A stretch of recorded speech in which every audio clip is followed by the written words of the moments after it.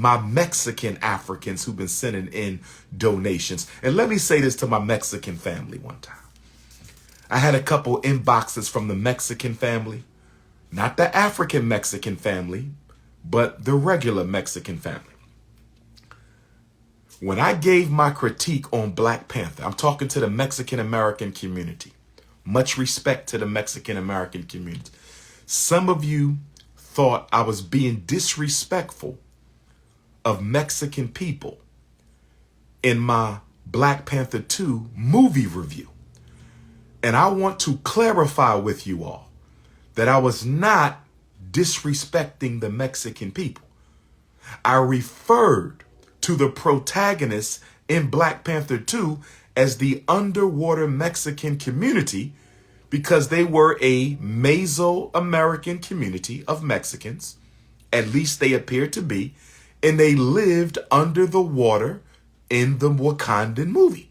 So when I say underwater Mexicans, I'm not saying you live underwater. I'm saying the Mexican community in the make-believe movie lived under the water, and that's where I got underwater Mexican community. It's not a slight on you. It's not a slight on your race, your people, or your community. I'm describing the protagonist community that was in the Wakanda Forever movie. They were obviously a Mexican people, and they obviously lived under the water. I did not reject your community because your community was not my problem. I don't have a problem with Mexican superheroes, as you heard me say in my movie review. My problem was with Ryan Coogler and Disney and everybody else who brought black children to the movies to watch another people dismantle, disrespect, and beat down their hero. It doesn't matter if they was Arab, East Indian, Native American, European Jew, Anglo-Saxon, Chinese.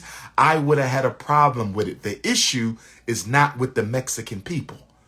The issue is not with the Mexican people. The issue is with the fact that the movie portrayed African Wakandans getting their asses kicked by another race. And in the case of Black Panther 2, it just so happened to be a group of underwater Mexicans. That's what I said. If you got an issue with what I believe in, you have an issue with what I believe in. But don't claim that I'm against your people, because I would never disrespect your people, and I would hope that your people would never disrespect mine. But if your problem is you just don't like black people, and you just don't want black people mentioning your community, well, you're just going to have to live with that, because we live in a world, okay, where we must coexist at some time, and you will be discussed by other people who don't look like you, just like black people are discussed by people who don't look like us.